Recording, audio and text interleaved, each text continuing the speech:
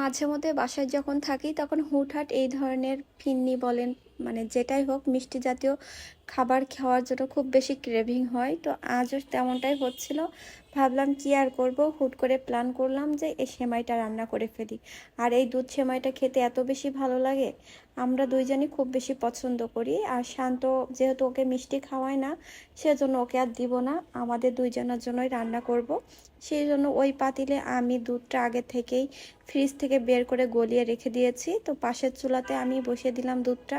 আর দুধটা একটু ঘন করে জাল করব, আজকে 1 লিটার দুধটা দিয়ে রান্না করব।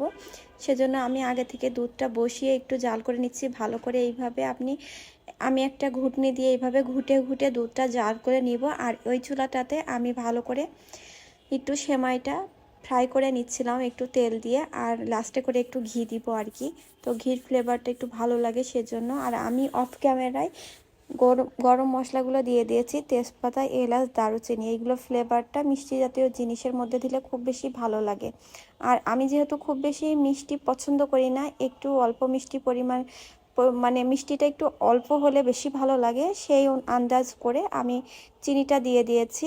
আর একটু লবণও দিয়ে দিয়েছিলাম। সব কিছু ঠিকঠাক আছে। এখন আমি পরিমাণ মতো সেমাইটা দিয়ে দিচ্ছি। আর সেমাইটা একটু বুঝে শুনে দিতে হবে যেন পরিমাণটা ঠিক থাকে, তা না হলে এঁটে গেলে তো ভালো লাগবে না। তা আমি তো আমার পরিমাণ মতো দিয়ে দিয়েছি। তবে আমার কাছে পরে মনে হয়েছিল আর একটু কম দিলে ভালো হতো, কারণ একটু মানে কি বলবো, লিকুইড মতো থাকলে আমার কাছে বেশি ভালো লাগে। তো আলহামদুলিল্লাহ আমার সেমাই রান্নাটা অলমোস্ট শেষের দিকে। সেমাইটা হতে খুব বেশি সময় লাগে না, হালকা একটু সিদ্ধ হলে হয়ে যাবে। এই যে আমার রান্নাটা হয়ে গিয়েছে। আর এইটাই ছিল আমাদের আজ দুধ সেমাই রান্না করা।